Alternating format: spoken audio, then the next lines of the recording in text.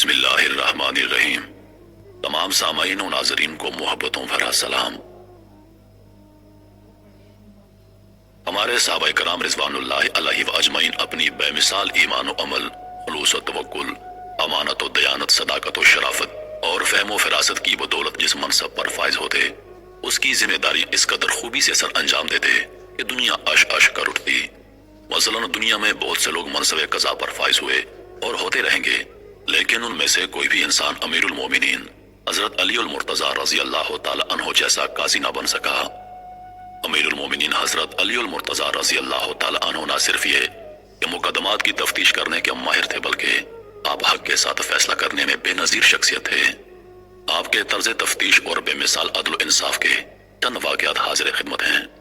अमीरुल मोमिनीन हजरत उमर फारूक रज़ी अल्लाह अन्हु के दौरे खिलाफत में एक अंसारी लड़के ने उनके सामने अपना मुकदमा पेश किया कि मेरा बाप जहाद में शहीद हो गया था और मेरी माँ मुझे अपना बेटा तस्लीम नहीं कर रही। आपने उसकी माँ को अदालत में तलब किया और उस लड़के के दावे के मुतालिक पूछा।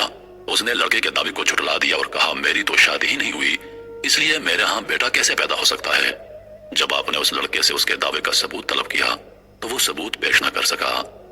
तब आपने उसकी माँ से मुतालबा किया कि वो अपनी सफाई पेश करे, तो वो चंद आदमियों को लेकर आ गई जिन्होंने गवाही दी कि इस औरत ने शादी ही नहीं की और लड़के ने इस पर झूठा दावा किया है। चुनांचे आपने मुकदमा खारिज कर दिया और लड़के पर कज़फ की सजा नाफिज करने का हुक्म दे दिया। इसी दौरान सैयदना अली उल मुर्तज़ा रज़ी अल्लाह अन्हु का इधर से गुजर हुआ। आपने उनकी बात सुनकर उन्हें अपने पास मस्जिद नबवी में बैठा लिया और औरत से उस लड़के के दावे के मुतालिक पूछा, तो उसने आपके सामने भी अपनी शादी की नफी कर दी और लड़के को अपना बेटा तस्लीम करने से साफ इनकार कर दिया। चुनांचे हजरत अली रज़ी अल्लाह अन्हु ने हक बात तक रसाई हासिल करने की गर्ज से नफ्सियाती हरबा इस्तेमाल किया और उस लड़के से कहा कि तू भी इसे अपनी माँ तस्लीम करने से इनकार कर दे। उसने कहा, ए अल्लाह के रसूल के चचाजाद में कैसे इनकार कर दूं, ये तो मेरी माँ है।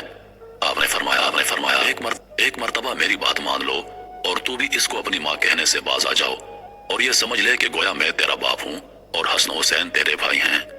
चुनांचे उसने आपकी बात मान ली और उस औरत को अपनी माँ कहने से इनकार कर दिया। उसके बाद आप रज़ी अल्लाह अन्हु ने औरत के सरपरस्तों से कहा, इसके बारे में मेरा फैसला आपको कबूल होगा। उन्होंने कहा कि हाँ, हमें कबूल होगा। उसके बाद आप रज़ी अल्लाह अन्हु ने फरमाया, मैं तमाम हाजरीन को गवाह बनाकर ऐलान करता हूँ कि मैंने इस लड़के का इस अजनबी औरत से निकाह कर दिया है। ए कम्बर, हमारे घर जा और फलां जगह पर एक थैली पड़ी है, वो लेकर आ। वो गया और थैली लाकर आप रज़ी अल्लाह अन्हु की खिदमत में पेश कर दी। आपने उससे 480 दिरहम निकालकर औरत को बतौर हक मेहर अदा कर दिए और लड़के से कहा, इसे ले जा और हमारे पास उस हाल में आना कि तेरे ऊपर शब ज़फ़ाफ का निशान हो। जब आप ये फैसला करके वापस मुड़े तो औरत कहने लगी, ए अबुल हसन, अल्लाह की कसम, मैं उस आग के करीब न जाऊं, बखुदा ये लड़का मेरा बेटा है। आपने फरमाया, वो कैसे? उसने कहा, असल बात यह है, इसका बाप एक लोंडी के वतन से पैदा हुआ था और मेरे भाइयों ने इससे मेरा निकाह कर दिया था, जबकि मैं ये चाहती थी कि मेरा निकाह किसी आजाद खातून के बेटे से हो। ताहम मैं अपने भाइयों के सामने दम न मार सकी और खामोश हो गई। फिर मैं उससे हामला हो गई और इस बच्चे को जन्म दिया। बाद अज़ा उसका बाप एक ग़ज़वे में शहीद हो गया और मैंने इस लड़के को उसके बाप के कबीले में भेज दिया और ये वहीं पला बढ़ा। उसके बाद मैंने इसे अपना बेटा तस्लीम करने से इनकार कर दिया। आपने फरमाया, मैं अबुल हसन हूँ, यानी दूध का दूध और पानी का पानी कर सकता हूँ। चुनांचे आपने इसका नसब इसकी माँ से साबित किया और उसे उसकी माँ के साथ मिला दिया।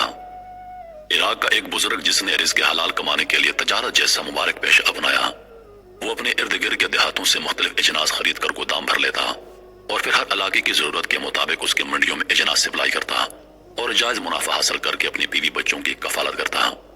चुनांचे एक साल उसने हस्ब आदत मुख्तलिफ अजनास खरीदी और किराए के ऊंटों पर लदवा कर अपने हमवतन ताजरों के हमरा तिजारती सफर पर रवाना हो गया। रेगिस्तानों और जंगलात अबूर करता हुआ दीगर शहरों की मंडियों में जा पहुंचा और वहां उसने अपने साथियों के साथ मिलकर अपना माल फरोख्त किया और उसकी तिजारत में अल्लाह पाक ने बरकत की और उसे बहुत सा मुनाफा हासिल हुआ। जब उसके साथियों ने उसका वाफिर मुनाफा देखा तो उनकी नीयत बदल गई और उन्होंने आपस में मशवरा करके उसे ठिकाने लगा दिया और उसका माल और रकम आपस में बांट ली और वापस आ गए और अपने अपने घरों में आराम से रहने लगे। मरहूम ताजर के नौजवान बेटे ने जब उन्हें देखा तो उनसे अपने बाप के मुतालिक दरियाफ्त किया तो उन्होंने उसे जवाब दिया कि वो फलां शहर में फौत हो गया था और हमने उसे नहलाया, कफना कर और जनाजा पढ़वा कर वहां के मुकामी कब्रिस्तान में दफन कर दिया था। جب اس نے اپنے باپ کے مال کے متعلق پوچھا تو انہوں نے جواب دیا، ہمیں اس کے مال کی کچھ خبر نہیں کہ اس نے کون سی منڈی میں فروخت کیا اور اس سے حاصل ہونے والی رقم کہاں رکھی۔ ہمیں تو مقامی لوگوں کے ذریعے اس کی فوتگی کی اطلاع ملی تو ہم نے احسان کیا کہ اسے اسلامی دستور کے مطابق اللہ کے سپرد کیا اور واپس آ گئے۔ نوجوان کو ان کی بات پر یقین نہ آیا، چنانچہ اس نے قاضی کوفہ شریح بن حارث کی عدالت میں مقدمہ دائر کر دیا کہ ہمارے باپ کی گمشدگی کا کھوج لگانے کے لیے ان تاجروں کی تفتیش کی جائے اور ہمیں اصل صورتحال سے آگاہ کیا جائے۔ قاضی شریح بن حارث جوان بیٹے کی درخواست پر انہیں طلب کیا تو وہ سب عدالت میں پیش ہو گئے اور اپنی صفائی میں قسمیں کھا کر بری ہو گئے۔ نوجوان کو ان کی قسموں پر خاموش ہونا پڑا، لیکن اس کا دل مطمئن نہ ہوا اور اس نے امیر المومنین حضرت علی رضی اللہ عنہ کی عدالت میں اپیل دائر کر دی تو آپ نے انہیں بذریعہ پولیس طلب کیا اور ہر ملزم پر 2 پولیس متعین کر دیے اور انہیں حکم دیا کہ انہیں الگ الگ کمروں میں بند کر دیا جائے اور ان کو آپس میں بات نہ کرنے دی جائے۔ اس کے بعد آپ نے اپنے ساتھیوں کی موجودگی میں ان ملزموں کو ایک ایک کر کے بلایا اور ان سے پوچھا۔